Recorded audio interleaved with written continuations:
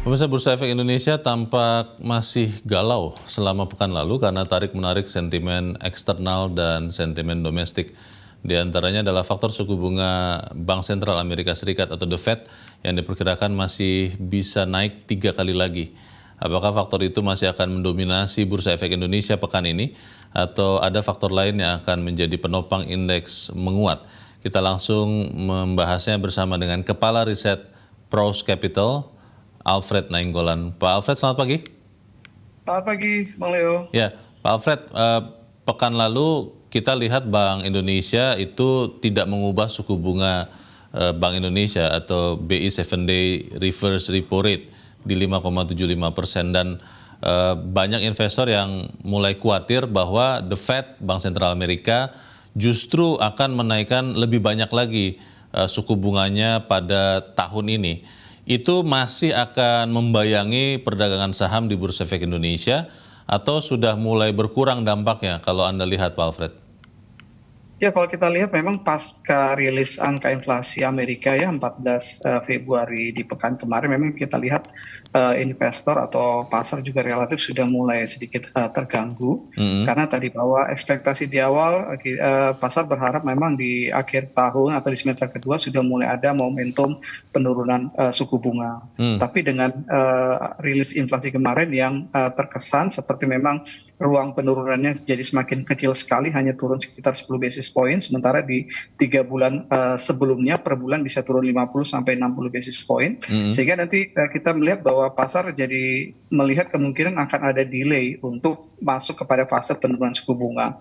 Atau yang kedua, berkembang juga di ekspektasi pasar, jangan-jangan bahwa kenaikannya bisa lebih tinggi lagi. Kita melihat bahwa kondisi di awal kan puncaknya mungkin di sekitar 5,5% ya untuk Fed rate. Jadi dengan kondisi inflasi yang sepertinya sulit untuk turun di bawah 6%, jadi sulit juga ada terbuka probabilitas untuk The Fed mungkin bisa kembali membuat Fed rate bisa di atas 5,5%.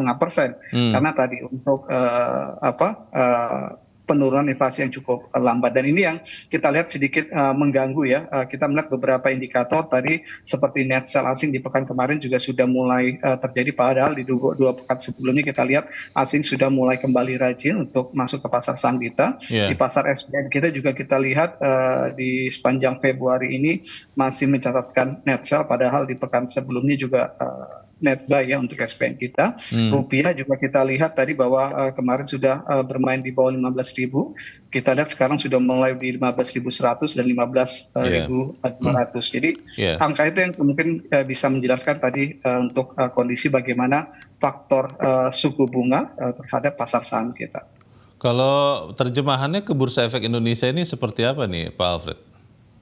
Ya, artinya tadi bahwa kita tahu bahwa sentimen suku bunga relatif cukup berat ya bagi pasar saham.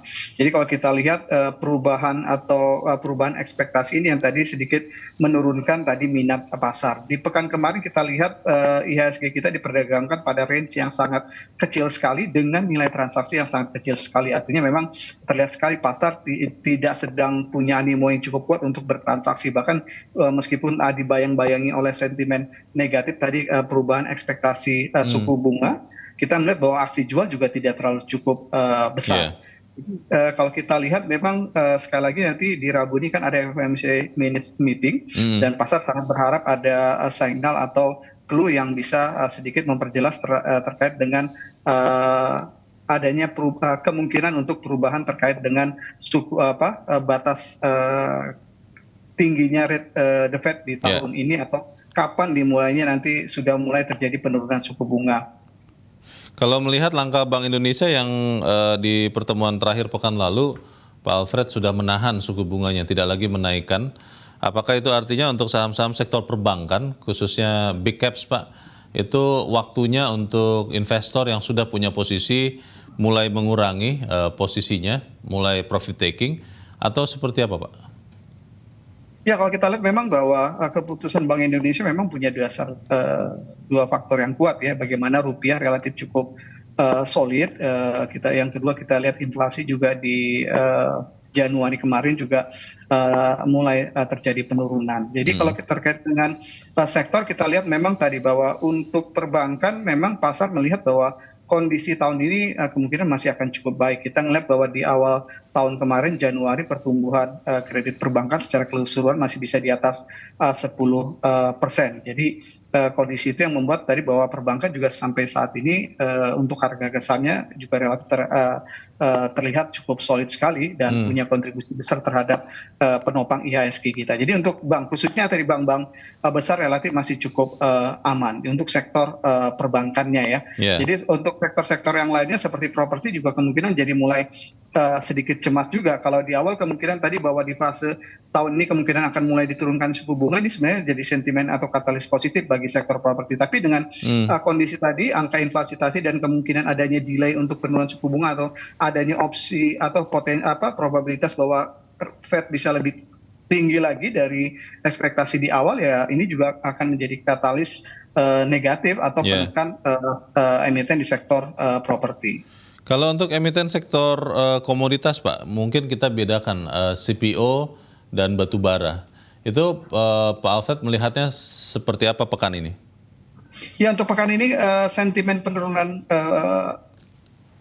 komoditi batu bara relatif masih cukup besar. Kita lihat dari year to date bahkan di Februari juga penurunannya juga cukup dalam, dan kita lihat juga saham-saham manajemen coal juga tertekan. Kita lihat yang komoditi relatif masih cukup solid sampai saat ini, komoditi logam seperti misalnya timah, copper dan juga gold, dan juga untuk komoditi CPO juga relatif cukup solid. Sehingga kalau kita lihat saham-saham di sektor atau yang punya afiliasi atau exposure di komoditi tersebut juga kita perkirakan masih cukup bagus. Apalagi kita lihat bahwa pergerakan di tahun 2022 memberikan hasil yang cukup bagus terhadap performa keuangan mereka. Jadi dengan kondisi tadi bahwa masih solidnya harga, tentu ini akan juga punya ekspektasi yang bagus juga terhadap performa keuangan mereka. Khusus tadi untuk coal yang memang tekanan dari harga komoditi yang jatuh cukup besar ya di year to date ini berpengaruh juga terhadap harga sahamnya.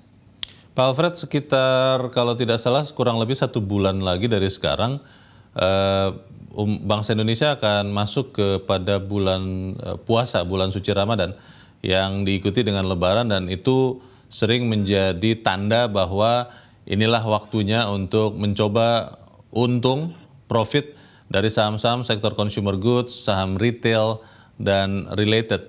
Kalau untuk tahun ini Anda melihat seperti itu juga atau bagaimana Pak Alfred? Ya, kalau kita lihat bahwa angka besarnya berupa ekspektasi pertumbuhan ekonomi di tahun ini, khususnya di kuartal 1, kuartal 2 juga kemungkinan juga tidak akan banyak mengalami perubahan yang cukup signifikan dibandingkan pertumbuhan sebelumnya. Kita masih dilihat mungkin masih akan stay di angka 5% ya. Jadi dengan kondisi tersebut maka kita perkirakan juga lonjakan untuk konsumsi masyarakat, khususnya tadi bicara masalah exposure emiten barang konsumsi juga mungkin tidak akan terlalu besar, karena kita tahu bahwa rilis yang dibuat atau report yang dibuat analis juga sudah memprediksi atau sudah memperhitungkan faktor-faktor bahwa memang terjadi sedikit lonjakan pendapatan atau penjualan memang untuk bulan-bulan hari besar ya, seperti misalnya bulan puasa dan hari raya. Mungkin faktornya memang lebih kepada tadi untuk secara keseluruhan sepanjang bulan Ramadan atau bulan puasa secara historical memang tidak ada faktor terhadap animo atau transaksi saham. Kemungkinan nanti begitu menjelang atau sesudah libur Lebaran yang kemungkinan tadi ada sedikit pengaruh terhadap dari sisi transaksinya. Jadi overall kalau untuk saham-saham berbasis konsumsi atau food and beverage dan sebagainya terkait dengan momentum Lebaran untuk tahun ini sepertinya kenaikan tidak ada kejutan.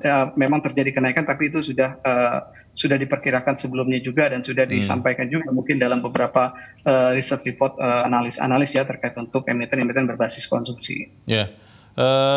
Bagaimana dengan rencana Go Public Pak, PT Pertamina Geothermal Energi sampai 22 Februari ini sedang melakukan book building ya kalau tidak salah di Bursa Efek Indonesia.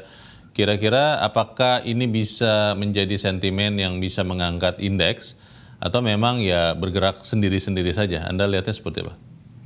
Ya, memang nggak bisa dipungkiri, memang dalam 1, 2, 3 tahun terakhir memang emiten IPO yang punya exposure BUMN atau BUMD memang bisa dibilang animo pasar juga nggak cukup kuat ya. Bisa dibilang kurang menarik. Kita udah melihat kemarin misalnya BUMD kemarin Bank Sumut yang juga batal karena faktor tadi pasar yang tidak cukup menarik bagi pasar. Dan untuk yang emiten-emiten IPO anak usaha BUMN juga kita perkirakan masih sama ya, kita belum melihat adanya sebuah nilai lebih seperti era-era sebelumnya. Kita melihat bagaimana bahwa emiten-emiten IPO yang berbasis punya exposure BUMN punya daya tarik yang cukup kuat, tapi untuk 2-3 tahun terakhir ini sepertinya sudah berbalik, dan sampai saat ini juga kita mengikuti tahun ini juga kemungkinan juga daya tariknya juga tidak terlalu cukup besar, bahkan tidak semenarik tadi bahwa emiten-emiten yang middle low yang punya performa cukup bagus untuk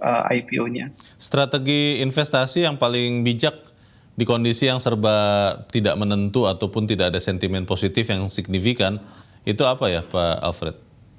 Ya, yang pertama tadi bahwa untuk yang holding periodnya panjang ya, menengah panjang, sebenarnya kita melihat bahwa outlook kita kan masih cukup baik ya dalam 6-1 tahun ke depan, karena kita memang punya fundamental yang kuat, result emiten juga kita diperkirakan juga cukup bagus, dan outlook ini tidak hanya dari sisi domestik saja, bahkan pasar luar juga mengakui itu. Kita lihat tadi bagaimana rupiah kita juga cukup solid. Jadi sebenarnya dalam kondisi pelemahan yang sifatnya temporary karena tadi kebijakan makro seperti suku bunga, sebenarnya nggak masalah, apalagi tadi bahwa kalau kita lihat ternyata emiten-emiten kita punya result yang cukup bagus meskipun tekanan suku bunga juga cukup kuat terhadap makro kita. Mungkin yang sifatnya short term atau tadi investor-investor yang trading dan trader mungkin tadi lebih hati-hati, karena tadi sekali lagi bahwa ini faktor market juga cukup kuat. Mungkin tadi emiten-emiten yang first liner relatif mungkin jauh akan lebih aman. Memang kita perlu tadi sedikit mengurangi resiko dari sisi pemilihan